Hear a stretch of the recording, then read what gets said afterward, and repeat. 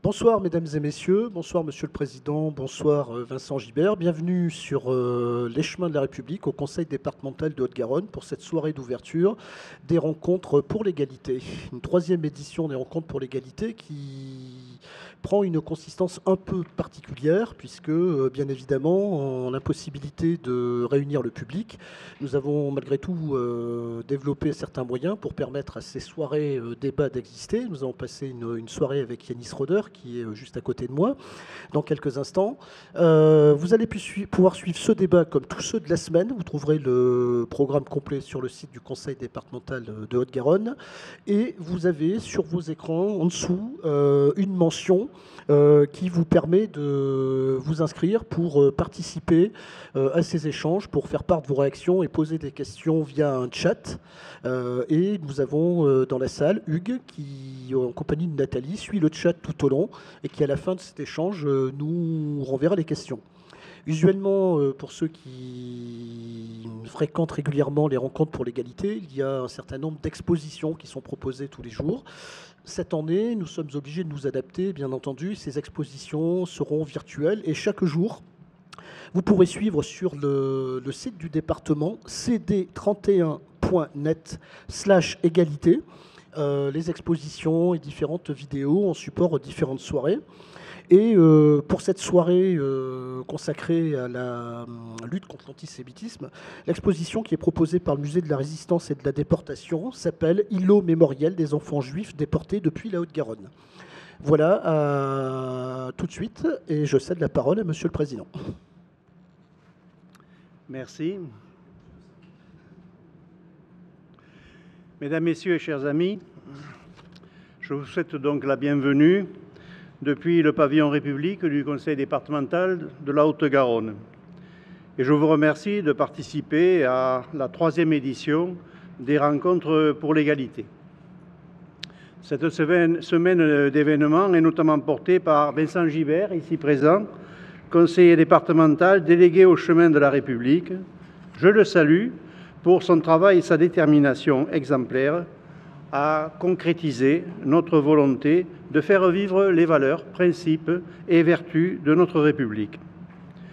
En effet, les rencontres pour l'égalité, une semaine de manifestations autour des luttes contre la discrimination, s'inscrit naturellement dans le cadre des chemins de la République qui complète, je donnerai quelques exemples, le parcours laïque et citoyen pour expliciter la République aux collégiens, l'amélioration de la mixité sociale dans les collèges ghettoisés de Toulouse, le dialogue citoyen pour réenchanter la pratique démocratique, la semaine de la laïcité en décembre qui accueille un large public, les actions du musée départemental de la résistance et de la déportation, mais aussi des archives départementales et de la médiathèque départementale, enfin de multiples événements tout au long de l'année en partenariat avec les mouvements associatifs. Cette année, ces rencontres pour l'égalité s'articulent donc autour de 5 soirées, tous unis contre l'antisémitisme ce soir, tous unis contre l'homophobie demain, tous unis contre le racisme mercredi, tous unis contre l'inégalité femmes-hommes jeudi, et enfin tous unis contre les inégalités, le Covid ayant accéléré ces inégalités vendredi. Chacune de ces soirées est riche d'intervenants de qualité et je tiens à les remercier pour leur participation. Malgré la crise pandémique, nous entendons donc maintenir les rencontres pour l'égalité parce que l'égalité représente pour nous un principe fondamental de la République, parce que l'égalité affirme l'universalisme, égalité en droit et dignité. Ainsi, nous affirmons avec Montaigne « Chaque homme porte la forme entière de l'humaine condition ». L'égalité est le pivot de la devise républicaine « Liberté, égalité, fraternité ».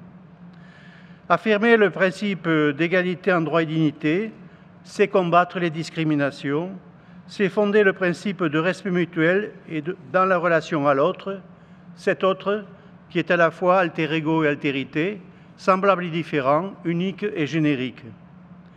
Il est indispensable d'affirmer aujourd'hui, dans notre société qui est à la dérive, le principe d'égalité. Mesdames et messieurs, Une boussole conceptuelle guide les décisions politiques du groupe majoritaire du conseil départemental de la Haute-Garonne. Elle est fondée sur un triptyque: émancipation, universalisme, humanisme. Émancipation, nous affirmons avec Victor Hugo, la liberté commence où l'ignorance finit. L'universalisme pour, là aussi, affirmer l'égalité et le respect mutuel qui invite à la concorde. Et humanisme qui affirme le principe de partage, de solidarité, de fraternité, voire d'empathie. Ainsi, nous mettons l'humain au cœur de notre projet pour faire société ensemble. Ce soir, première soirée de débat de cette troisième semaine de l'égalité, nous sommes ensemble unis et mobilisés contre l'antisémitisme. Mesdames, Messieurs, depuis des années et des années, le laisser-faire, le recul, de recul en recul, les idéologies racistes se font entendre. Devant trop de laxisme, de passivité, elles progressent. Les populistes xénophobes, les racistes de tout poil lèvent la voix, se nourrissent de l'ignorance, de la peur et de la haine. Le racisme s'enracine et l'antisémitisme ressurgit au quotidien. La bête immonde n'est pas morte, bien sûr. L'antisémitisme est une absurdité qui dure depuis des siècles. Et le XXe siècle a montré les désastres du racisme et particulièrement de l'antisémitisme. La Shoah est la folie des hommes. Et il ne faut jamais oublier la Shoah.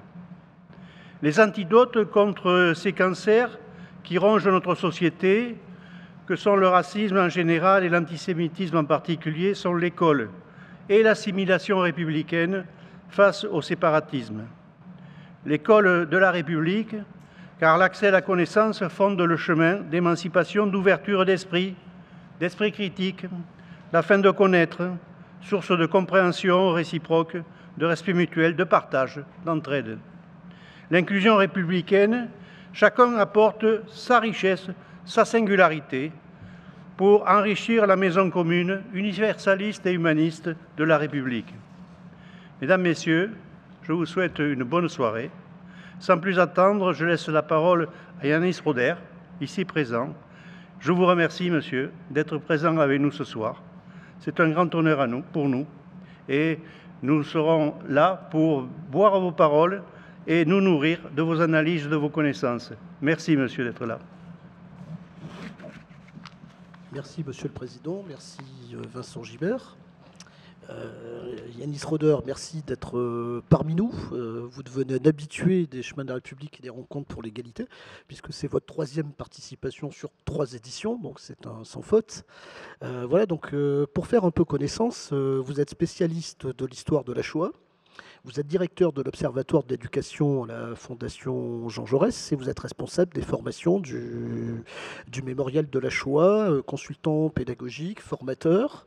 Vous êtes aussi et surtout peut-être professeur agrégé d'histoire.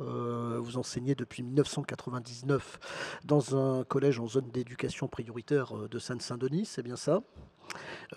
Voilà, vous êtes membre du Conseil des sages de la laïcité. Vous êtes un homme aux multiples facettes, aux multiples compétences plutôt. Vous collaborez très régulièrement avec le supplément Éducation du Monde. Et vous avez écrit, ou parfois même coécrit, de nombreux ouvrages sur l'enseignement dans les espaces de relégation sociale et sur l'enseignement de l'histoire de la Shoah. Voilà, je ne vais pas lire la totalité de votre bibliographie puisque les auditeurs la retrouveront sur le site du conseil départemental. Je cite simplement le dernier dont nous avions parlé l'an dernier sur votre participation précédente, Sortir de l'ère victimaire pour une nouvelle approche de la Shoah et des crimes de masse aux éditions Odile Jacob en 2020. Et il est probable que dans vos propos qui vont suivre, nous arrivions à l'évoquer. Et puis je voudrais préciser également que vous êtes un fan du Stade Toulousain. Alors, ai-je oublié quelque chose ?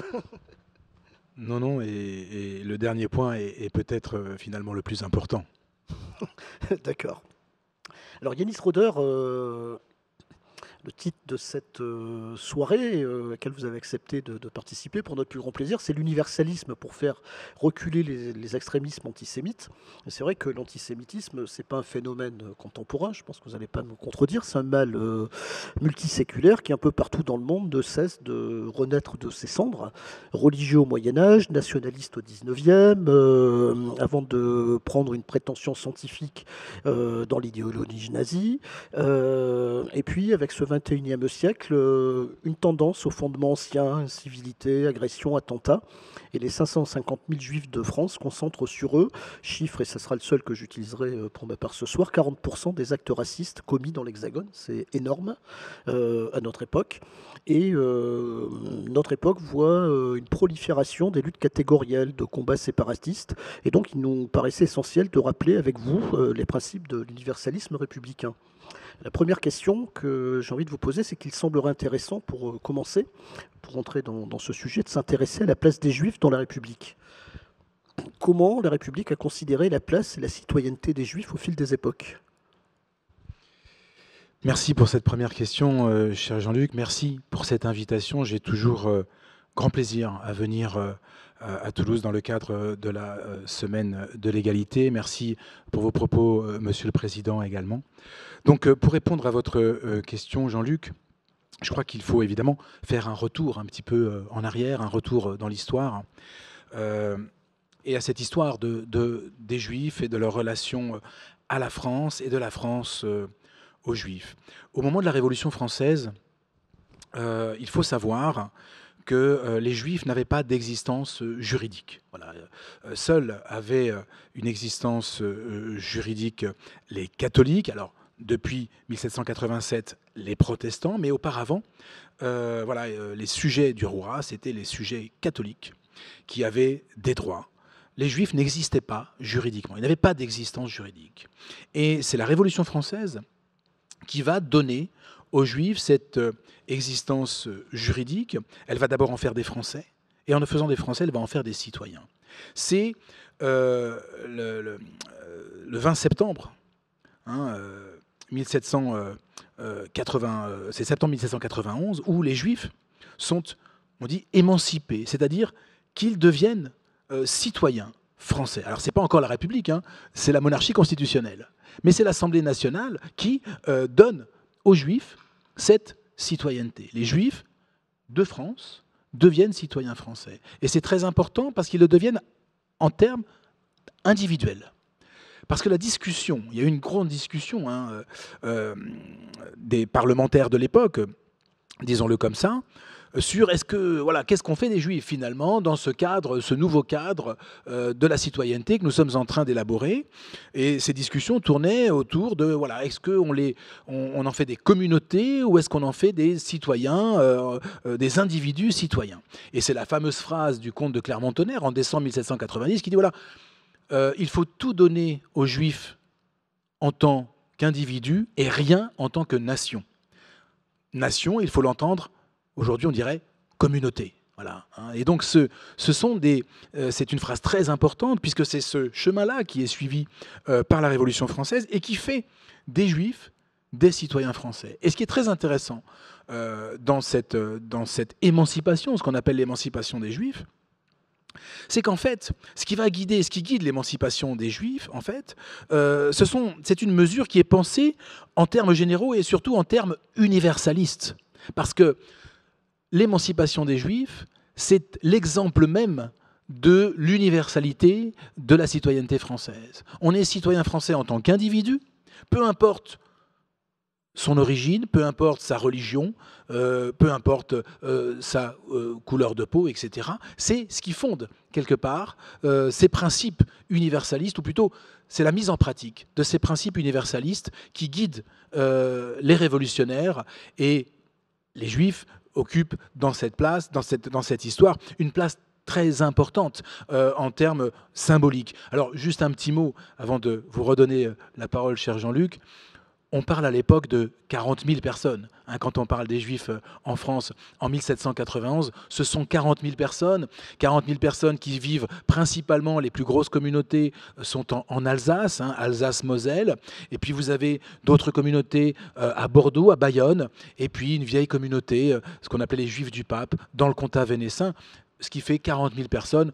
C'est très petit, c'est une très petite minorité française. Alors, merci pour cette explication. Si on continue à parcourir le fil de l'histoire, vous venez de nous ramener à l'époque de la Révolution française et des années qui ont suivi. Il y a une autre date importante qui, enfin à mes yeux en tout cas, c'est l'intégration des Juifs dans le droit commun, dans le Code civil, sur la période Napoléon, c'est bien ça? Alors, la période napoléonienne est très importante pour les Juifs, mais Napoléon ne pense pas la question juive nécessairement en termes religieux au départ. La question pour lui, c'est une question d'ordre public.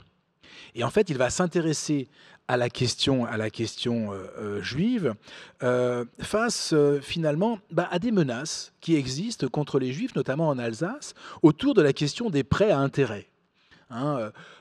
Il était quasiment interdit, même si on a quelques contre-exemples dans le Moyen-Âge, mais quasiment interdit aux Juifs de posséder la terre au Moyen-Âge. Et donc, ils étaient réduits à quelques corps de métier, notamment le prêt, ce qu'on appelait l'usure, c'est-à-dire le prêt à intérêt.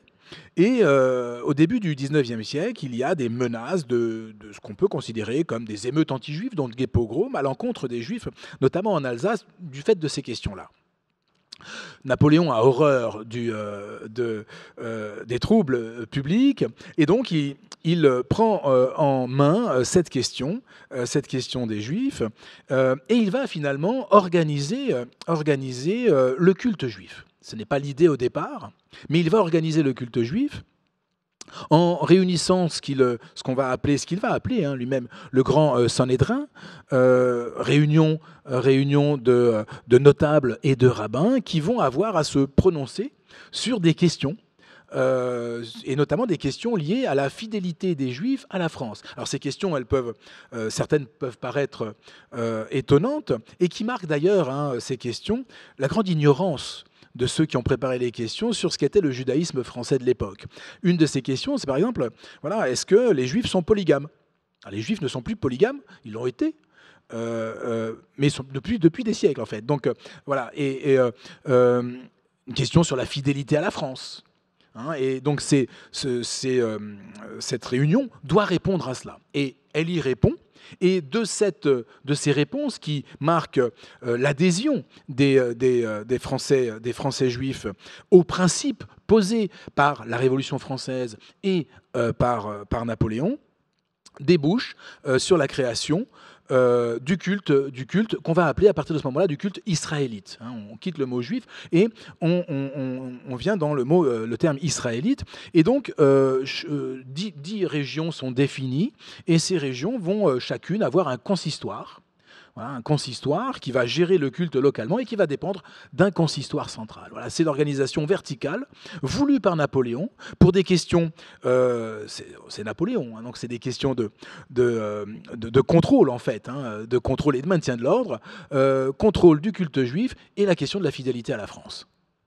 Alors justement, cette question de fidélité à la France, vous venez de décrire la période en fait de l'implantation des Juifs en France, finalement. Il y a, alors on pourrait aller jusqu'à l'expression heureux comme un Juif en France, puisque la France devient une terre d'asile ensuite pour certains également, qui ont fui notamment l'oppression, certains pogroms dans l'est de l'Europe. Comment s'est construit ce lien qui rattache les Juifs de France à la République depuis la Révolution française justement, autour de valeurs partagées et de la place qui leur était donnée? Alors c'est un lien très fort d'abord, mais qui s'est construit au fil du temps. Et il y a des jalons comme ça dans l'histoire, notamment du XIXe siècle, qui nous montrent l'adhésion des Juifs à l'idée, d'abord à la France, cette fidélité à la France, mais aussi à l'idée républicaine. Alors, un des premiers jalons, c'est par exemple le fait que un ministre, en 1848, Adolphe Crémieux, est un juif, c'est le premier juif ministre Voilà, Adolphe Crémieux, et c'est celui qui signe le décret d'abolition de l'esclavage, Adolphe Crémieux. Donc un ministre très important. C'est le même qui, en 1870, va entraîner la naturalisation des Juifs d'Algérie. La conquête de l'Algérie a commencé en 1830. Les musulmans on leur donne un statut dit de l'indigénat, avec toutes les questions que cela pose aujourd'hui, évidemment. Et les Juifs, voilà, sont dans un flou juridique, donc ils deviennent français. Ils deviennent français, geste très important, symbolique, mais plus que symbolique, et qui va être très important pour les Juifs d'Algérie, devenus français, et qui vont subitement et très vite s'élever socialement dans la société algérienne. Vous avez dit, cher Jean-Luc, heureux comme juif en France. En fait, vous avez raison, mais vous faites allusion là aux vagues migratoires qui vont arriver en France. La France se trouve aussi sur le chemin de l'Amérique, et certains vont s'arrêter en route. Ils vont s'arrêter en France. Ils n'ont pas choisi la France par hasard, même si certains se sont réellement arrêtés en route pour ne pas aller, et finalement ne sont pas allés aux États-Unis.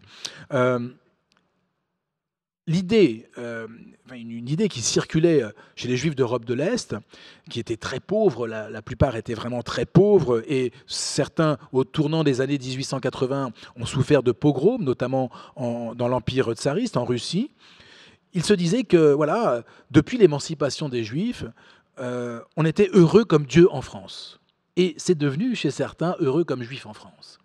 Et effectivement, ces vagues migratoires qui ont porté quelques dizaines de milliers, rien à voir avec les vagues migratoires qui ont amené pratiquement 4 millions de Juifs de l'Empire, de l'espace, l'Empire tsariste, vers les États-Unis. Ce sont quelques dizaines de milliers seulement en France, et qui vont d'emblée s'insérer dans la République française, en épouser bien sûr les lois, mais aussi la philosophie. Nombreux vont être ceux qui vont se battre dans l'armée française en 14-18, aux côtés de leurs compatriotes ou de ceux qui deviendront leurs compatriotes quand ils ne sont pas encore français. Et je pense notamment aux frères de Pierre Dac. Pierre Dac était un juif alsacien qui a grandi à Châlons en Champagne parce que sa famille avait quitté l'Alsace pour rester française en 1870. Donc, comme de nombreux juifs alsaciens au Mosellan, ces juifs, par fidélité à la France, ont quitté ces territoires et sont allés vers ce que les Alsaciens appellent l'intérieur, c'est-à-dire vers la France, pour rester français et ne pas devenir allemand. Et le frère de Pierre Dac est mort au combat en 1915, mort pour la France. C'est un exemple de l'engagement de ces Juifs français pour la France et pour la République.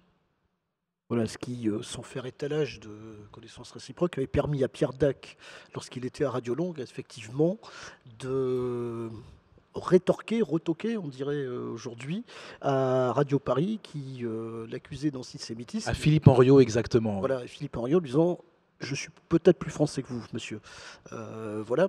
Donc, alors, Yanis Roeder, on a bien vu cette implantation des Juifs en France, leur participation à la vie sociale, voire politique, donc des Juifs citoyens.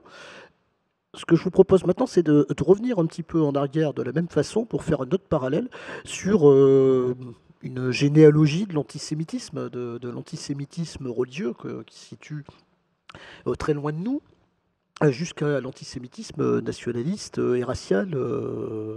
Et peut-être après, on pourra passer à son évolution, entre guillemets, contemporaine. Mais est-ce qu'on peut faire un retour sur cette généalogie de l'antisémitisme ? Alors, en quelques minutes, c'est un véritable exercice intellectuel que vous me demandez, Jean-Luc, mais je m'y plie avec plaisir. Je savais que je pouvais compter pleinement sur vous. Un prof, c'est d'abord un pédagogue, donc il a l'habitude d'essayer de synthétiser des questions, même aussi vastes que celles que vous venez de me poser. On a tout notre temps. Alors, la question de l'antisémitisme, d'abord le terme. Le mot antisémitisme est inventé par un Allemand, un publiciste allemand qui s'appelle Wilhelm Marr, en 1879. Voilà. Et c'est un terme qui sert uniquement dans l'imaginaire des antisémites, puisque c'est un antisémite, Wilhelm Marr, à qualifier la haine, le rejet des Juifs. Et avant l'invention de ce terme, effectivement, on ne parle pas d'antisémitisme. Et si on remonte dans l'histoire, on peut toujours se demander, mais pourquoi ? Pourquoi, finalement, les Juifs sont-ils toujours l'objet d'une certaine vindicte et de préjugés ou de stéréotypes ? Eh bien, il faut remonter au christianisme pour comprendre cela. Je vais essayer de le faire à la fois de manière synthétique et en étant le plus clair possible. En fait, pour comprendre ce qui se joue, il faut s'intéresser à un mot, me semble-t-il. Ce mot, c'est Christ, le Christ. Voilà. Et beaucoup de gens le savent, mais certains ne le savent pas. Que signifie le mot Christ, en fait ? Eh bien, le mot Christ, c'est du grec Christos, qui signifie Messie. C'est le Messie, le Christ. C'est le Messie. Mais alors, c'est le Messie de qui ? Qui attend le Messie ? Ce sont les Juifs qui attendent le Messie. Et donc, le Christ est vu comme le Messie par les Juifs qui l'entourent. Parce qu'il est le messager, l'envoyé de Dieu, de l'Éternel, celui qu'attendent les Juifs. Les Juifs d'aujourd'hui attendent toujours le Messie. Et donc, pour certains, quand Jésus arrive et fait ce qu'il fait, au regard des textes, évidemment, il est le Messie. Il est le Messie tant attendu. Et donc, autour de lui, ce groupe des gens qui vont le reconnaître comme le Messie, et puis d'autres, Juifs, également, ne vont pas le reconnaître comme le Messie. Et vont rejeter Jésus et celui qui donc apparaît à d'autres comme le Messie. Et à partir de là va se développer le christianisme. C'est le juif Saül, devenu Paul, Saint Paul, qui dit « il n'y a plus ni juif ni grec, il faut convertir les nations ». Voilà. Le temps messianique est arrivé, nous convertissons les nations. Et donc le christianisme grandit, devient religion de l'Empire romain avec l'empereur Constantin. Et le judaïsme commence à poser problème, notamment aux pères de l'Église. Aux pères de l'Église, comme saint Augustin, comme saint Jean Chrysostome, par exemple, qui vont avoir des écrits anti-juifs assez virulents, expliquant que finalement les Juifs n'ont pas compris le message de Jésus. Ils n'ont rien compris. Le Messie est arrivé, ils n'ont pas voulu le reconnaître, ils sont dans l'erreur. Ils sont dans l'erreur. Et à partir de là, peu à peu, va se construire toute une dialectique anti-juive qui repose sur un désaccord religieux, qui repose d'abord sur un désaccord religieux. Ce désaccord religieux va faire que les Juifs sont vus comme ce peuple témoin d'un ancien temps révolu, qu'ils n'ont pas voulu quitter. Et puis, au fil du temps, les Juifs deviennent, notamment au temps des croisades, une image négative, voire une image diabolisée. Et les Juifs deviennent dans l'imaginaire populaire, mais aussi alimentés par l'institution religieuse, l'Église catholique, deviennent les responsables des malheurs du temps. C'est parce qu'ils n'ont pas reconnu le Christ comme étant le Messie que les malheurs s'abattent sur nous, ils doivent payer. C'est le cas au moment des premières croisades, où il y a des massacres terribles, notamment dans la vallée du Rhin. Et puis, c'est plus tard, au moment de la Grande Peste, et puis se construit, comme cela, tout un imaginaire anti-juif qui passe d'un anti-judaïsme religieux à un anti-judaïsme fantasmatique. On reproche aux Juifs d'avoir empoisonné les puits, on reproche aux Juifs de s'en prendre au Christ en s'en prenant aux hosties, par exemple, en profanant les hosties. On invente le crime rituel. Au XIIe siècle en Angleterre, c'est le premier cas de crime rituel où on dit que les Juifs ont tué un enfant pour prendre son sang et faire le pain de Pâques. Et c'est une invention qui va avoir une longue histoire, puisque les derniers avatars de ces histoires, c'est quand même au XXe siècle, après la Seconde Guerre mondiale en Pologne. Donc on a là tout un développement jusqu'à la modernité. Et la modernité voit un basculement. Ce basculement, il est lié d'abord à la modernité politique, la Révolution française, puisqu'on bascule d'un pays qui était un royaume, je parle du royaume de France, qui était alors intrinsèquement lié à l'Église. La France, fille aînée de l'Église, et cette modernité politique qui crée la citoyenneté dont j'ai parlé, eh bien, qui va commencer à se détacher de l'Église. Et ça, c'est pour certains absolument insupportable. Et donc les Juifs sont vus à ce moment-là par certains comme étant les responsables de cette modernité puisqu'ils en profitent. De la même manière que cette émancipation leur fait profiter de l'urbanisation, leur fait profiter de la révolution industrielle, avec cette possibilité qui leur est offerte d'accéder à des emplois, d'accéder à la banque, etc. etc. Et là-dessus se construit tout un imaginaire antisémite, cette fois, anti-juif, qui devient l'antisémitisme racial avec le 19e siècle et, bien sûr, antisémitisme racial qui aboutira à la Shoah. Donc, une première époque, le peuple déicide, finalement, voilà, à laquelle succède avec la naissance des nations modernes un antisémitisme plus nationaliste, c'est plus en tant que groupe. Alors, effectivement, vous venez de parler de l'antisémitisme racial, j'imagine avec la naissance des disciplines scientifiques ou pseudo-scientifiques modernes. Donc, est-ce que vous pouvez nous en dire un petit mot ? Bien sûr, le mot même antisémitisme est inventé au moment du développement de ces questions autour de la race, autour des races.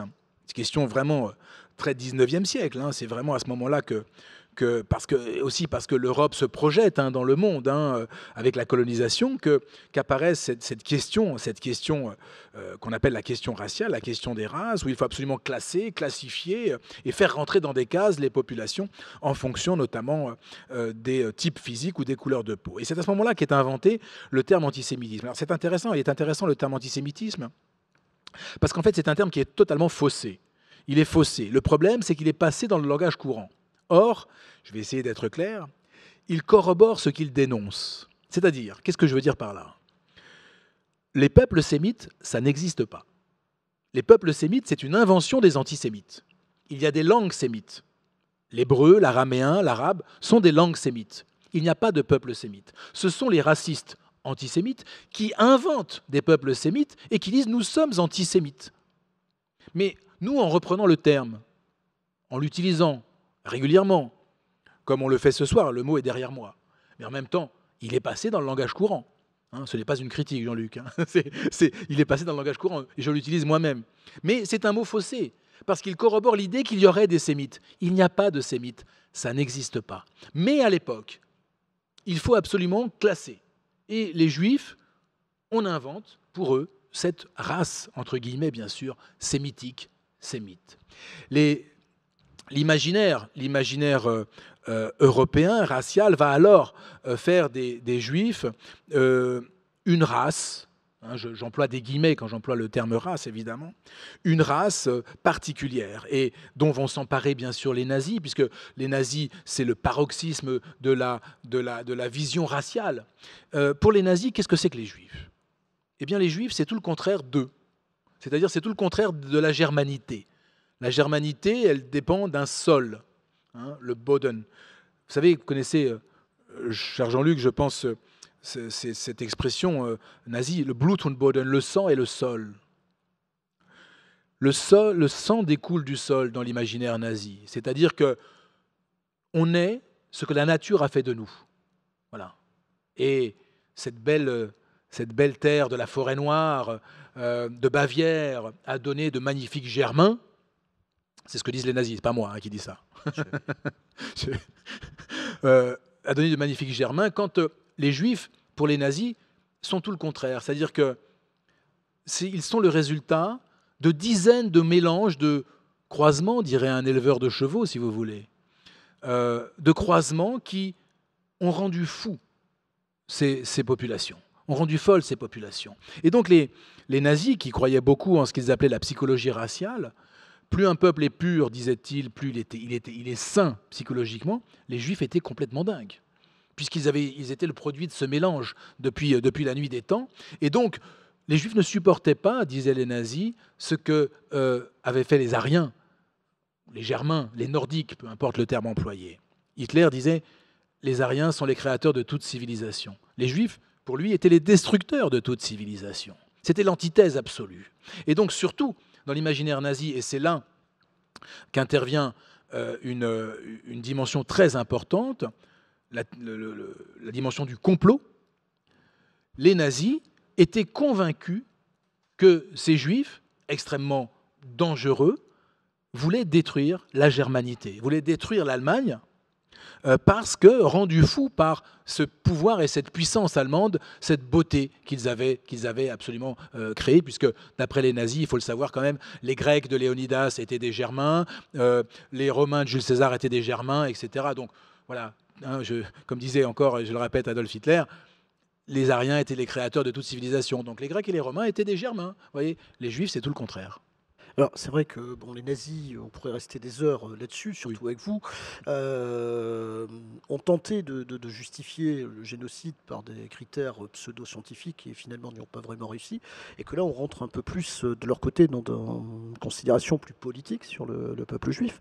Vous avez parlé de théorie du complot. Je pense que dans la partie suivante, on va essayer de s'intéresser effectivement notamment à l'ère numérique d'aujourd'hui. Il me semble qu'un des fondements de la théorie du complot qui est important, c'est peut-être de revenir quelques instants sur les sèches de Sion, de manière à peut-être pouvoir comprendre les résurgences qu'il y a encore de ce qui était prêté aux Juifs à cette époque encore. On est au début du XXe siècle. Oui, vous avez tout à fait raison de parler de cela. C'est vrai que j'en ai pas parlé, et vous avez tout à fait raison de revenir dessus. Les protocoles des sages de Sion est un livre essentiel pour comprendre la construction intellectuelle de ce qu'on appelle aujourd'hui le complot juif. En fait, la police politique du tsar, devant les troubles et devant les difficultés que rencontre la Russie tsariste à la fin du 19e, imagine d'écrire, pour expliquer les problèmes rencontrés, écrit un livre que la police politique va appeler les protocoles des sages de Sion, qui représente une réunion de rabbins et de dignitaires juifs qui décideraient de comploter, évidemment, contre la Russie, mais pas uniquement. Et c'est une histoire totalement inventée, circule largement sous le manteau. Très vite, le faux est démonté, hein, notamment en Angleterre. On démontre que tout cela est totalement faux. Mais en fait, le complot, c'est une croyance. Et donc, quelqu'un qui est un croyant, vous n'arrivez pas à lui dire « mais c'est faux ». Quelqu'un qui croit, vous pouvez toujours essayer de lui dire que ce qu'il croit est faux. Si c'est un vrai croyant, il n'y changera rien. Et donc le complot, c'est un réenchantement du monde, en fait. Le complot, on n'a jamais eu autant d'idées, de théories du complot depuis que nos sociétés se sont largement sécularisées. C'est-à-dire que nos sociétés ont quitté la croyance. Alors, pas tout le monde, évidemment, mais beaucoup de gens, et très massivement, majoritairement, ont quitté la croyance et la pratique religieuse. Beaucoup ne croient plus, ou croient de très loin. Mais ce n'est plus une vraie croyance. Et le complot est là pour venir réenchanter le monde, redonner des explications à des choses qu'on ne comprend pas, à des choses qui demandent une analyse complexe. Et c'est beaucoup plus facile de se réfugier dans l'idée d'un complot, qui est une clé explicative, une grille de lecture simple, et qui permet de comprendre, en tout cas le croit-on, de comprendre la marche du monde. Et les protocoles des sages de Sion jouent un rôle fondamental dans cette histoire. Hitler avait comme livre de chevet les protocoles des sages de Sion. C'est un livre que vous trouvez toujours en vente dans certains pays, notamment au Moyen-Orient, et qui circule comme étant compris, comme étant absolument authentique. Donc c'est quelque chose qui a changé. Hein. Du complot juif, on est passé au complot international sioniste, par exemple, mais c'est toujours la même histoire du complot qui vient donner ces grilles de lecture et qui viennent réenchanter le monde qu'on ne comprend pas.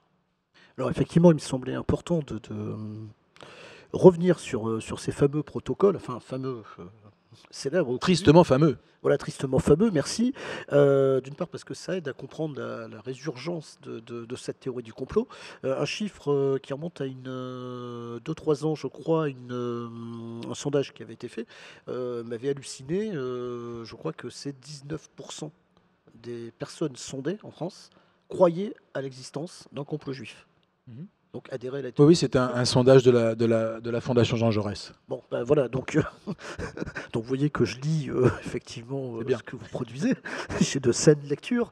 Yanis, donc tout ça pour arriver à ce que je citais tout à l'heure, c'est-à-dire l'ère du numérique. L'antisémitisme d'aujourd'hui utilise largement, avec un certain succès, voire un succès certain, les réseaux sociaux, les discours, les vidéos diffusées sur certains sites internet qui reposent sur une rhétorique assez toxique, assez perverse la plupart du temps. Est-ce que c'est là aujourd'hui, et là c'est peut-être plutôt au directeur de l'Observatoire Jean Jaurès que je m'adresse, est-ce que c'est là le nouveau champ de bataille de la lutte contre l'antisémitisme, Internet? Alors, je dirais que c'est un des champs de bataille, et vous avez raison de l'identifier comme tel, parce qu'effectivement, aujourd'hui, et je pense notamment aux jeunes Français, à nos jeunes élèves, qui sont abreuvés d'informations par les réseaux sociaux, par ce qu'ils regardent sur les chaînes de diffusion sur YouTube ou autres vecteurs d'information, en tout cas d'images et de sons. Ils en sont abreuvés sans avoir nécessairement les outils, on va dire, les outils d'abord intellectuels, les connaissances pour faire le tri, pour trier, pour classer, pour hiérarchiser. Et chez certains de ces élèves, l'image qu'ils voient, quand il s'agit d'image, l'image fait vérité. Et cette image qui fait vérité, ils n'ont pas nécessairement la capacité de la mettre en perspective, d'y réfléchir, de l'analyser. Et certains l'ont très bien compris, qui jouent sur ces images, qui jouent sur les émotions, sur la musique qui peut être mise sur ces images. On a eu un magnifique exemple avec ce film totalement complotiste, Hold Up, qui a été visionné des centaines de milliers de fois, et qui, par sa mise en scène, en fait, montre bien que les gens qui ont monté ce film savaient exactement ce qu'ils faisaient pour toucher les émotions, pour frapper les gens au cœur et à la tête, et les faire adhérer à ce qui relève complètement de théorie du complot. Et donc, nécessairement, la question de l'ère du numérique est très importante. Et le rôle de l'école, mais pas uniquement de l'école, parce que l'école ne peut pas tout, elle ne peut pas tout toute seule. Je pense évidemment aux familles, je pense aux parents, je pense à tous ceux qui sont amenés à fréquenter les jeunes, que ce soit dans les associations, dans les clubs sportifs. Tout le monde doit être, je crois, formé, informé sur les dangers que peut poser aujourd'hui l'ère du numérique et cette consommation à outrance. Vous savez, j'ai 2 enfants et je peux vous dire que je me bats contre ça. C'est pas facile, donc je ne dis pas que c'est facile. Voilà, je suis bien placé, malheureusement, pour savoir que mes enfants ont un téléphone portable greffé au bout du bras. Et donc c'est toujours compliqué, bien sûr. Mais il s'agit d'une éducation aussi. Il s'agit d'une éducation. Et là, l'école a un rôle évidemment très important à jouer. La haine en ligne est quelque chose que nous connaissons. La DILCRA travaille beaucoup là-dessus, notamment. Et il faut, à l'école, former les profs, former les enseignants à travailler sur ces questions-là, à travailler sur l'information. Qu'est-ce que c'est qu'une information? Qu'est-ce que c'est qu'une source? Qu'est-ce que c'est qu'une information bien sourcée? Tout cela participe de cette éducation qui va nous permettre d'avancer sur la lutte contre l'antisémitisme, contre le racisme, contre l'homophobie, contre le sexisme en ligne. Et on voit aujourd'hui, et c'est tout le problème des réseaux sociaux, que notamment l'anonymat dans lequel on peut parler sur les réseaux sociaux est l'occasion pour certains de faire rejaillir, de faire ressortir leur haine à l'encontre des Juifs, bien sûr, mais pas uniquement, leur haine raciste, leur haine sexiste, leur haine homophobe. Et là, on a un chantier très, très important devant nous. Alors, effectivement, j'étais quasi certain que nous reviendrions sur votre dernier ouvrage. Euh, alors, Yanis sourit puisqu'il me voit arriver. Effectivement, je m'adresse au professeur, bien sûr, que vous êtes, mais également au responsable des formations du mémorial. Bon, votre ouvrage, titre Sortir de l'ère victimaire pour une nouvelle approche de la Shoah et des crimes de masse. Est-ce que, je vous ai déjà posé cette question ailleurs, est-ce que c'est pour vous, ça veut dire qu'il faut changer de modèle? Je crois, effectivement, Jean-Luc, vous m'aviez déjà posé la question. Euh, je crois, si vous voulez, malheureusement, que quelque part, nous nous sommes trompés en pensant que, en disant plus jamais cela, en disant vous voyez ce que les Juifs ont souffert. Je crois que nous nous sommes trompés parce que ce qui pouvait être valable pour des gens il y a une trentaine d'années, eh bien aujourd'hui, j'ai l'impression que ça ne fonctionne plus.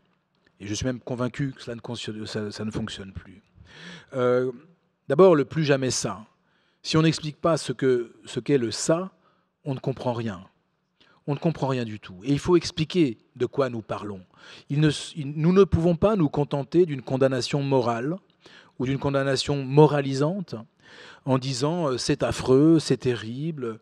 Il faut expliquer de quoi nous parlons.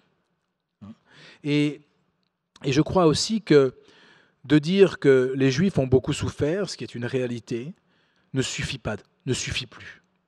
Ne suffit plus parce que moi, j'ai en face de moi des élèves qui m'ont dit, parce que ce livre, c'est aussi le fruit de mes échanges avec mes élèves depuis plus de 20 ans en Seine-Saint-Denis. Les élèves m'ont dit, mais monsieur, il y a d'autres gens qui ont souffert. Il y a d'autres populations qui ont souffert. Pourquoi on n'en parle pas autant? Et effectivement, c'est une vraie question à laquelle il faut apporter des réponses, et des réponses satisfaisantes.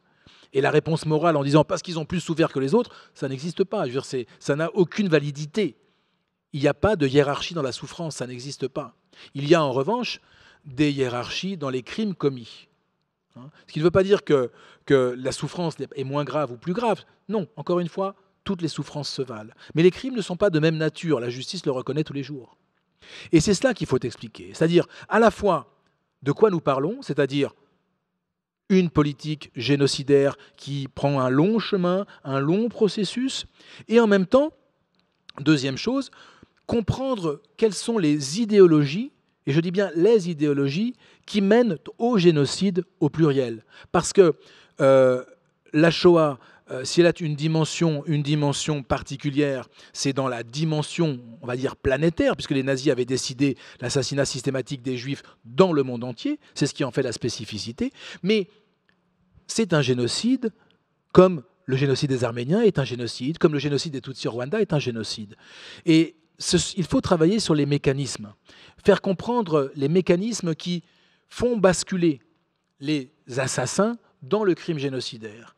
Et il faut aussi comprendre ce qui les motive. C'est-à-dire, pour le dire très clairement, un nazi qui assassine une famille juive au bord d'une fosse en 1941 en Ukraine est quelqu'un qui est absolument convaincu de faire le bien et d'avoir raison. Quelqu'un qui assassine une famille de Tutsis sur une colline du Rwanda en avril 1994 est quelqu'un qui est convaincu de faire le bien, d'avoir raison et d'être dans la vérité. Et c'est cela qu'il faut faire comprendre aux élèves, c'est-à-dire les constructions intellectuelles qui mènent au crime de masse, au crime de génocide. Et j'irai plus loin. Les assassins qui rentrent au Bataclan le 13 novembre 2015 et qui assassinent 90 personnes et en blessent des centaines, ce sont des jeunes qui sont convaincus d'être dans le juste, dans le vrai, de détenir la vérité et de faire le bien. Vous savez, j'ai toujours en tête ce que dit Saïd Kouachi à Sigolène Vincent. Sigolène Vincent, c'est une journaliste de Charlie Hebdo qui est dans la salle de rédaction quand les frères Kouachi entrent et quand Saïd Kouachi assassine un par un les membres de la rédaction. Il arrive à elle, il la regarde dans les yeux, il ne la reconnaît pas. Il cherche, elle dit « il me scanne ». Il cherche, voilà. Il ne la reconnaît pas et il lui dit « tu es une femme, n'aie pas peur, on ne tue pas les femmes. Ils viennent d'assassiner Elsa Kayat. Mais Elsa Kayat, pour eux, ce n'est pas une femme, c'est une juive. Et il continue en disant, ce que tu fais est mal. Qu'est-ce que ça veut dire? Ce que je fais est bien. Ce que tu fais, toi, journaliste de Charlie Hebdo, c'est mal. Mais moi, ce que je fais, c'est bien. Donc Saïd Kouachi est convaincu d'être dans le vrai, dans le juste et dans le bien. Et ce sont des mécanismes, pour des raisons idéologiques évidemment totalement différentes, mais ce sont les mêmes mécanismes qu'on retrouve chez les tueurs hutus, chez les tueurs nazis ou chez les tueurs turcs qui assassinent lors du génocide des Arméniens. Ce sont ces mêmes logiques qui sont à l'œuvre. Et c'est là-dessus qu'il faut faire réfléchir les élèves, sur ces logiques qui font des assassins, en fait, des gens convaincus de se défendre. Les nazis sont convaincus de se défendre contre les juifs, et c'est pour cela qu'ils mettent en œuvre le génocide. Pardon. Effectivement, on voit bien le mécanisme, ou les mécanismes plutôt, effectivement, de la haine à l'œuvre. On pourrait y rester fort longtemps. Le temps nous est un peu compté. Et c'est vrai qu'en vous entendant, je dis oui, bah, c'est là que le sens de l'universalisme prend toute sa place. Donc peut-être pour y arriver, Yanis Roder, on assiste aujourd'hui à une prolifération de luttes catégorielles, de combats séparatistes, je crois que je l'évoquais tout à l'heure, qui semblent parfois instrumentaliser la défense des minorités, des telle ou telle minorité, religieuse, sexuelle, raciale, pour faire avancer un certain calendrier, et qui substitue, si vous me passez l'expression, la lutte des classes par la lutte des races.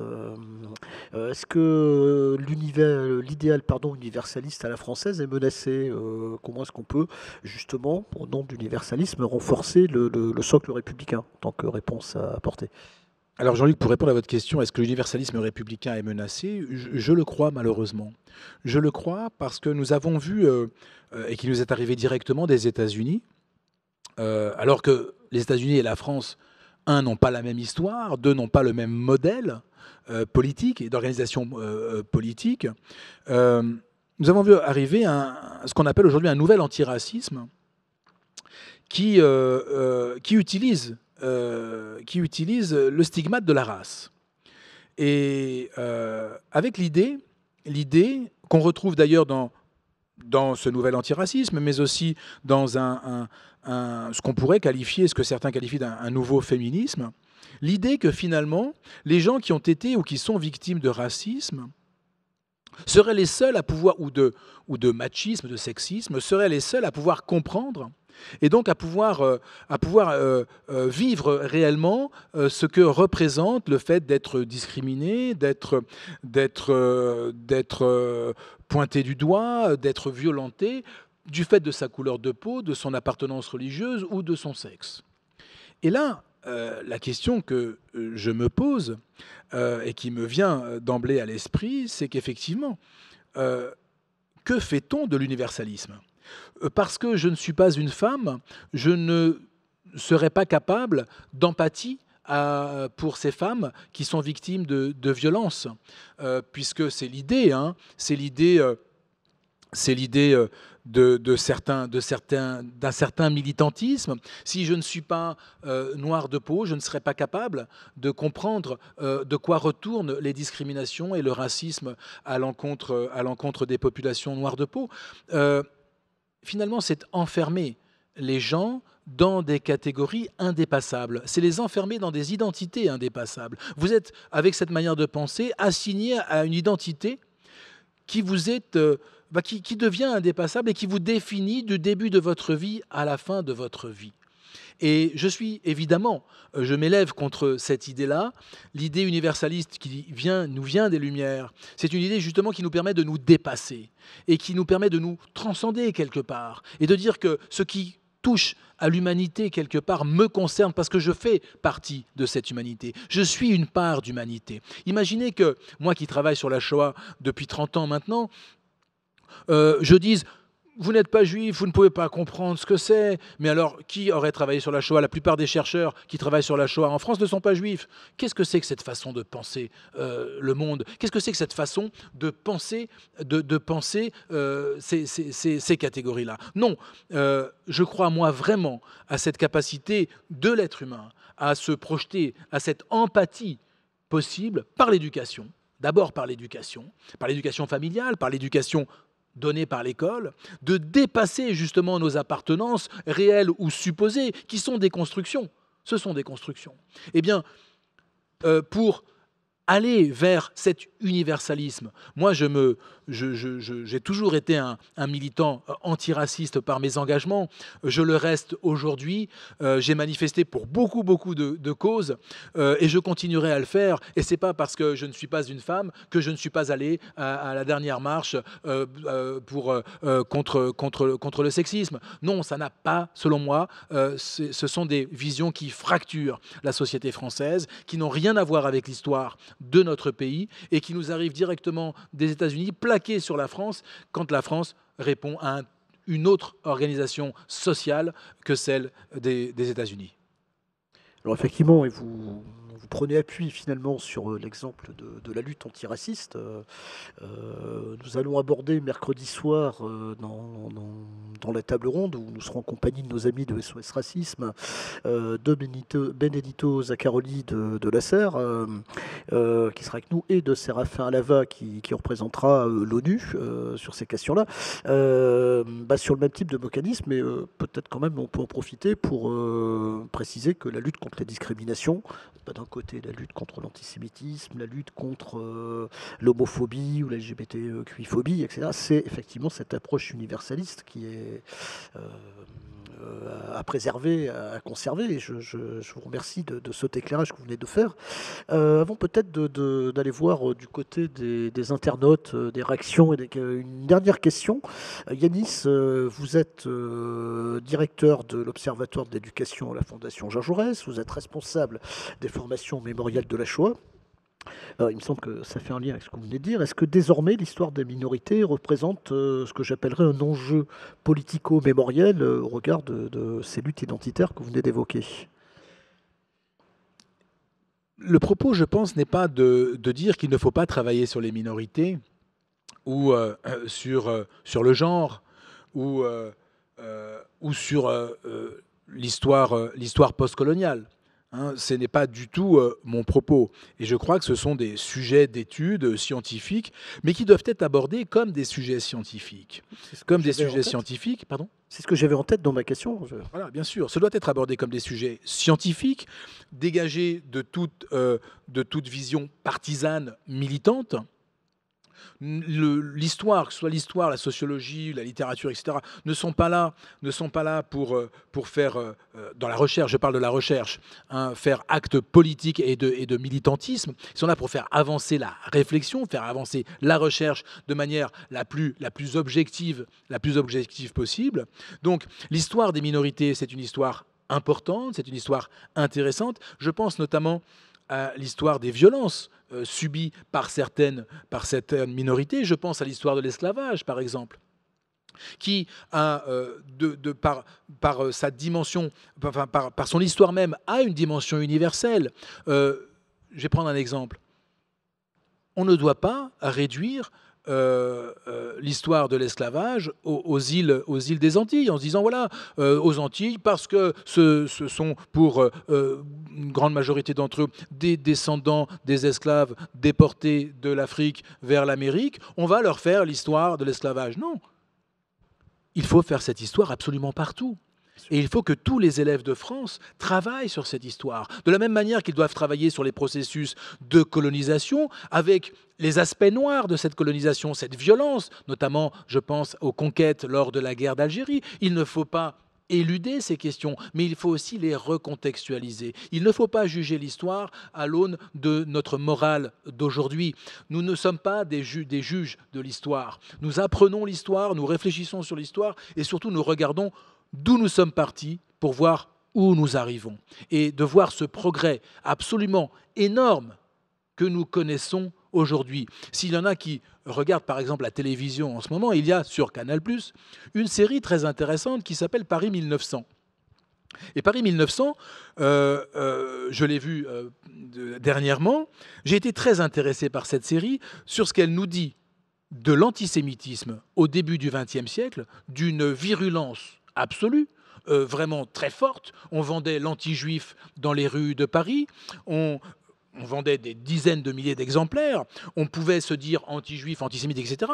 Mais sur ce que nous dit cette série aussi, sur la situation des femmes au début du XXe siècle, situation des femmes absolument terrible, même dans les milieux les plus aisés. Donc, on voit, au regard de ces séries, qui sont très bien faites, hein, et je trouve que c'est très éducatif. Et d'ailleurs, je m'en sers beaucoup, moi, du cinéma et des séries dans mes enseignements.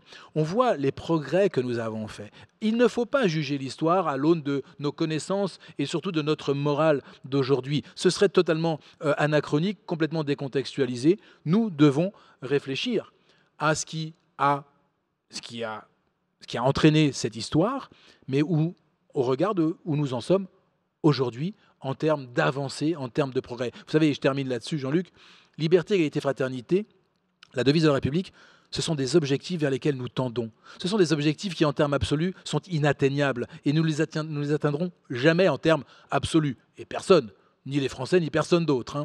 Mais quand on regarde d'où nous sommes partis et où nous sommes, je crois que nous avons fait d'immenses progrès. Il en reste beaucoup à faire, c'est une réalité. Mais nous avons énormément déjà progressé. Ce n'est pas une raison pour nous arrêter en chemin, évidemment. Alors merci pour cette explication.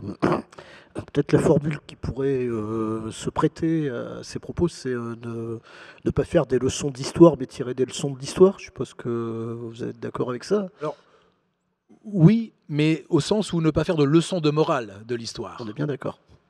Voilà. Alors c'est peut-être le moment où, en d'autres temps et d'autres circonstances, j'aurais dit il est temps de se tourner vers le public étant derrière des écrans. Je vais me tourner vers Hugues et Nathalie qui depuis tout à l'heure suivent le fil des réactions et des questions. Donc déjà, Hugues, est-ce qu'il y a des réactions? On peut passer aux questions. Beaucoup de réactions et au fil des interventions, des réponses qui ont été données, donc des gens qui retirent leurs questions, notamment Caroline, qui est sans doute une des personnes qui pose le plus de questions, qui remercie qu'on ait parlé de l'esclavage et de la permanence de l'esclavage dans cette rencontre. Une question de Thelma qui dit qu'il y a une étude qui prouve la méconnaissance des jeunes des génocides du XXe siècle, avec des chiffres. 73% des jeunes ne connaissent pas le génocide Tutsi, 63% le génocide arménien, 43% la Shoah. Cette même étude montre que le complotisme attribue au Mossad les attaques du 11 septembre. Ça touche 28% des jeunes musulmans, 15% des jeunes catholiques, 8% des non-croyants. Comment l'éducation peut-elle faire face à ce torrent d'ignorance ? Également des questions sur la progression de l'islamisme chez les jeunes depuis 20 ans, ininterrompue. Cette croyance est pourtant très éloignée de l'islam traditionnel maghrébin de leurs parents. Pourquoi cette progression ininterrompue? Et enfin, en lien avec des interventions de Yanis Roder, Marilus pose la question, est-ce que l'organisation du Sanhédrin par Napoléon, du culte israélite, est-elle une inspiration pour l'organisation de l'islam de France, qui pourrait poser la question justement des engagements qu'on pourrait demander, qui est une question tout à fait actuelle. Et Marilus pose la question. Évidemment, ce serait évidemment faire un 180 degrés avec ce que la loi de 1905 stipule. Voilà pour la première série de questions. Voilà, c'est une première salve de questions. Yanis s'est précipité sur son bloc-notes ou autre, donc on va se tourner vers Yanis. Donc, est-ce que déjà une réaction sur Alors, je me suis précipité sur mon bloc-notes parce que ce sont des questions, on va dire, importantes et en même temps touffues. Alors, la question des sondages. J'avais dirigé en décembre 2019 un sondage fait par l'IFOP pour la Fondation Jean Jaurès qui montrait que 21% des jeunes de 18 à 24 ans disaient ne jamais avoir entendu parler de la Shoah. Et je me souviens qu'on avait eu l'idée à la Fondation Jean Jaurès de faire ce sondage après un sondage qui avait été fait par CNN mais qui avait utilisé le terme Holocauste. Et naïvement, je me suis dit, en fait, les jeunes, Holocauste, ils ne savent pas ce que c'est, parce qu'aujourd'hui, en France, on utilise très peu le terme Holocauste, on utilise le terme Shoah. Finalement, on est arrivé exactement au même résultat. Et donc, on a évidemment réfléchi sur la question, j'ai réfléchi, et en fait, je pense que il est impossible, en fait, que 21% des jeunes n'aient jamais entendu parler de la Shoah. En revanche, il est tout à fait possible qu'ils l'aient oublié. Comme ils font beaucoup de choses en classe, que les programmes sont très complets, je me risquerais en disant parfois trop complets, qu'il y a beaucoup de choses à voir, et qu'on est dans le zapping permanent, il est tout à fait possible, et on le vérifie notamment quand on regarde, dans ce sondage que j'avais dirigé, quand on regarde les élèves qui ont fait des CAP, qui ont fait des BP, etc., plus on va dans des formations on va dire, moins qualifiantes, ou qui demandent moins d'études, plus l'ignorance est importante. Ça montre bien que les élèves qui parfois rencontrent des difficultés en classe, n'ont pas souvenir, en fait, d'avoir entendu parler de la Shoah. Alors après, pour le génocide des Arméniens ou le génocide des Tutsis au Rwanda, les chiffres sont évidemment effrayants, et en même temps, il faut savoir que le génocide des Tutsis au Rwanda, c'est un génocide qu'on peut tout à fait ne pas enseigner. Que moi je fais le choix d'enseigner, que d'autres font le choix d'enseigner. Au Mémorial, nous favorisons l'enseignement, nous faisons des formations autour de l'enseignement, autour de l'histoire du génocide des Tutsis au Rwanda, avec l'historienne Hélène Dumas, avec l'historien Florent Piton. Hélène Dumas qui était venue ici à Toulouse, donc nous les faisons intervenir. C'est pour nous une question importante pour la question que j'ai développée auparavant. Mais il y a encore beaucoup à faire sur ces questions, c'est une évidence. C'est une évidence, nous devons travailler et l'école doit se pencher sur ces questions. L'autre question est liée à l'islamisme, au développement de l'islamisme chez les jeunes, éloigné de l'islam maghrébin, qualifié de maghrébin par la personne qui a parlé. C'est très juste. Je discutais il y a peu de temps avec un ami qui est maître de conférence, spécialiste des mondes musulmans, qui est un ami très proche, qui enseigne à l'université de Bordeaux-Montaigne, et qui me disait qu'il était frappé, lui, par le fait que dans le rituel de la prière, des jeunes dont les familles sont originaires, pour les parents ou les grands-parents du Maghreb, ont dans les rites wahhabites. Et donc, ils sont passés des rites maghrébins aux rites wahhabites, et souvent sans le savoir. Qu'est-ce que cela dit ? Cela dit que ceux qui leur ont appris les rites ont transmis eux-mêmes ce qu'on leur a transmis. C'est-à-dire qu'il y a un travail qui est fait dans des quartiers. Et ça, Bernard Rougier, le politologue Bernard Rougier, dans son dernier ouvrage collectif « Les territoires conquis de l'islamisme », ou encore Gilles Kepel l'avait bien montré, ou Hugo Micheron, qui a travaillé notamment sur Toulouse, le montre bien. L'emprise d'une mouvance salafiste qui prend son inspiration au Proche-Orient, au Moyen-Orient, a remplacé cet islam maghrébin beaucoup plus traditionnel, beaucoup plus apaisé aussi, des parents et des grands-parents. C'est une réalité aujourd'hui que les chercheurs connaissent bien et observent effectivement dans certains quartiers. Enfin, la dernière question, qui n'est pas la plus simple, c'est la question de l'exemple du grand Sanhédrin pour l'Organisation de l'Islam de France. Je crois que une chose que je n'ai pas dite au moment de l'organisation du culte israélite par Napoléon, c'est que c'est une organisation qui s'est faite de manière très autoritaire, et je dirais même plus autoritariste. C'est soit ça, soit vous foutez le camp. En gros, je schématise, mais en gros, c'est ça. Vous imaginez bien qu'aujourd'hui, c'est pas tellement dans l'air du temps, et que l'autoritarisme de Napoléon n'est plus de mise, évidemment, aujourd'hui. D'autant plus que l'islam n'est pas le judaïsme, que c'est vrai que le judaïsme français était un judaïsme qui n'avait pas d'unité, qui était très divisé, mais l'islam en France aujourd'hui est un islam ou des islams très divisés. Divisés en termes en termes d'origine, en termes de pays d'origine, en termes d'organisation. C'est un travail extrêmement compliqué qui est devant les pouvoirs. Je dis bien qui est devant, hein, même s'il existe le CFCM dont on connaît les tensions internes, qui est devant l'islam. Et moi, je serais plutôt à dire que le rôle de l'État, c'est de veiller à l'ordre public. Et que finalement, l'organisation du culte musulman regarde les musulmans. Voilà. L'État, lui, doit s'occuper de l'ordre public, doit s'occuper de la paix civile, charge aux croyants d'organiser leur culte. C'est plutôt la manière dont moi, je verrais les choses. Alors, merci Yanis. Dans la première partie de ce trio, cette trilogie de questions, Yanis, dans sa réponse, a évoqué effectivement le génocide rwandais et le génocide arménien. J'en profite pour signaler que le 27 avril prochain, les Chemins de la République proposent une soirée qui s'intitule Mémoire des génocides, qui est organisée entre autres en collaboration avec le mémorial de la Shoah, comme souvent. Voilà, et donc nous vous donnons rendez-vous sur cette soirée très prochainement, parce qu'il nous semble effectivement important d'aborder l'histoire des génocides du XXe siècle. Alors je viens me tourner à nouveau vers notre table, peut-être une salve moins fournie cette fois. Alors, 3 questions. Une question posée au tout début par Raymond qui demande, il est athée, il critique toutes les religions, la religion chrétienne, mahométane, israélite, celle des Mormons, et il se demande s'il est antisémite. Est-ce qu'on peut lui répondre, parce que cette question perdure depuis le début de la soirée? Ça va rassurer Raymond, je pense.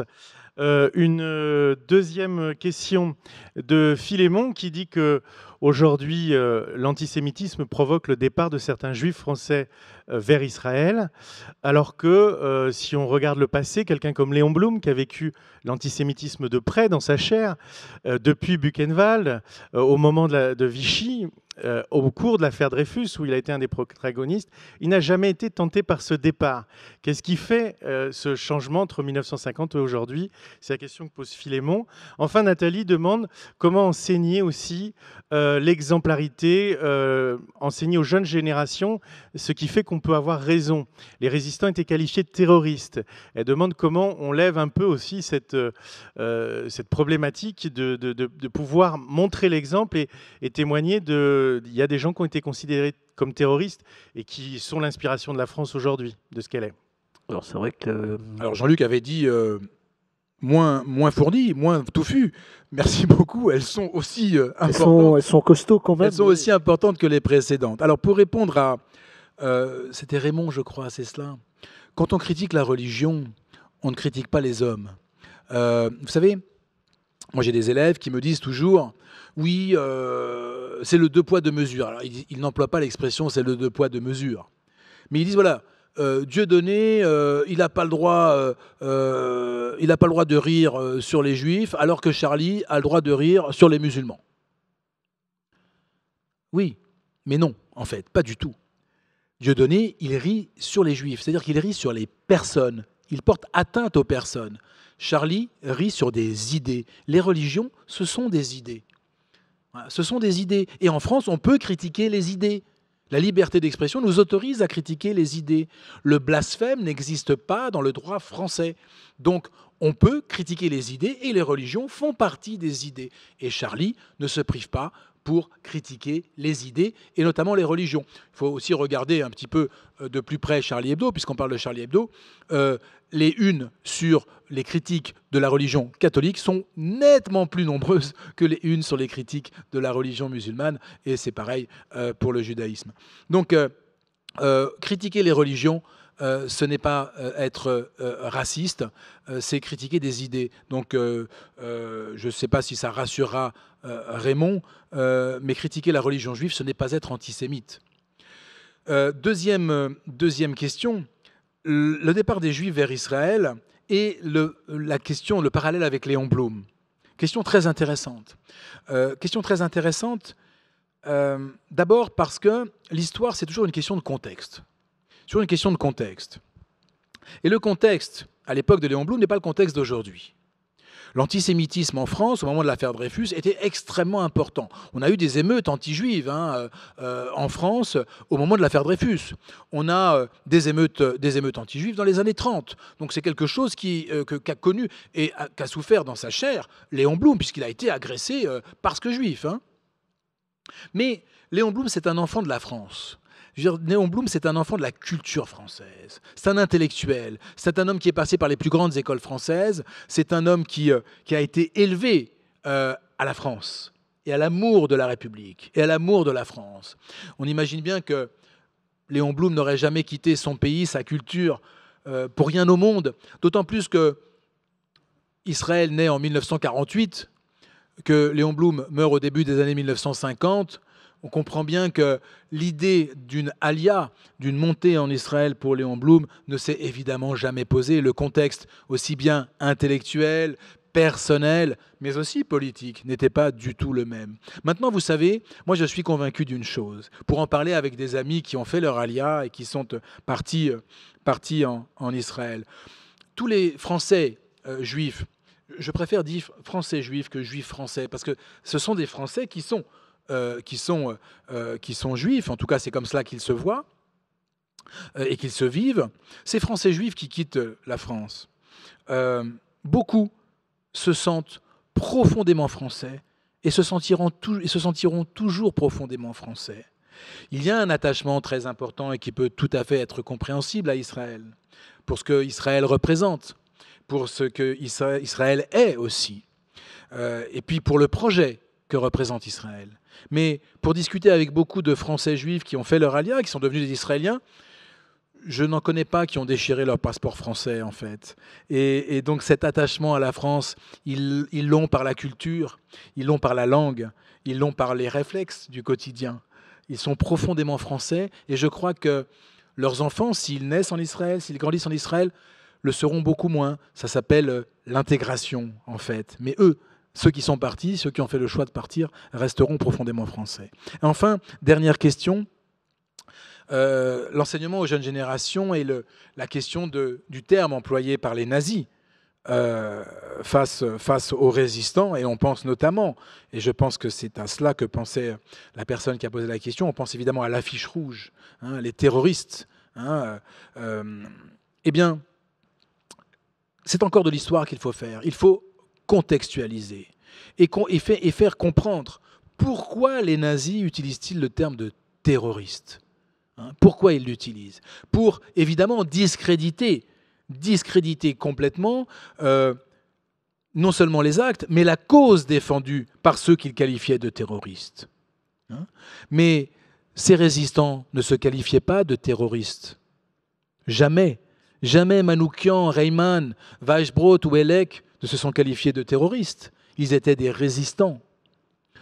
En revanche, ceux qui perpètrent aujourd'hui des attentats, eux se vivent comme des combattants terroristes. Ils visent à terroriser la population. Missak Manoukian, Thomas Elek ne voulaient pas terroriser la population française. Ils ciblaient les nazis, ils ciblaient l'occupant allemand. Les gens qui rentrent au Bataclan, ils ne ciblent personne. Et finalement, ils ne ciblent tout le monde. Et c'est l'immense différence. Il faut toujours recontextualiser et expliquer pourquoi on utilise certains termes. La RDA, c'était la République démocratique allemande, et elle se proclamait démocratique. Ce n'est pas un hasard, parce qu'elle voulait faire croire qu'elle était démocratique. Eh bien, de la même manière, les nazis voulaient faire croire que les gens de l'affiche rouge, moi j'ai grandi dans le mythe de l'affiche rouge dans ma famille, eh bien, étaient, eux, des terroristes. Ce qu'ils n'étaient pas, ils étaient d'immenses résistants. D'accord, merci Yanis. Donc, il me reste, avant de remercier Yanis Roder pour sa participation et ses éclairages, à remercier d'une part toute l'équipe technique, Mathieu, voilà, je voudrais remercier également Mourad, voilà, Hugues et Nathalie à la table des questions. Bien entendu, les interprètes en langue des signes qui suivent depuis le début et qui doublent ce débat, ou traduisent plutôt. Et pour terminer, très chaleureusement, merci Yanis d'avoir été parmi nous. Merci pour cet échange passionnant comme d'habitude, qu'on aurait aimé poursuivre plus encore. Donc merci infiniment d'être fidèle au chemin de la République et au Conseil départemental. Merci d'avoir été avec nous ce soir et on va vous souhaiter une bonne continuation avec l'Observatoire et les multiples activités qui sont les vôtres. Merci beaucoup Jean-Luc, merci pour cette invitation. Voilà, je voudrais vous rappeler que, comme je l'ai dit en début de cette diffusion, je vous donne rendez-vous sur le site du Conseil départemental de Haute-Garonne pour visionner toutes les expositions vidéo qui sont à votre disposition. Et ce soir, donc, je cite l'exposition L'îlot mémoriel des enfants juifs déportés depuis la Haute-Garonne, que vous trouverez donc sur le site du Conseil départemental CD 31. J'ai un petit trou de mémoire sur le site cd31.net /égalité. Toutes mes excuses pour cette hésitation-là. Voilà, et tout au long de la semaine, vous y trouverez la totalité du programme et des expositions pour compléter les débats du jour.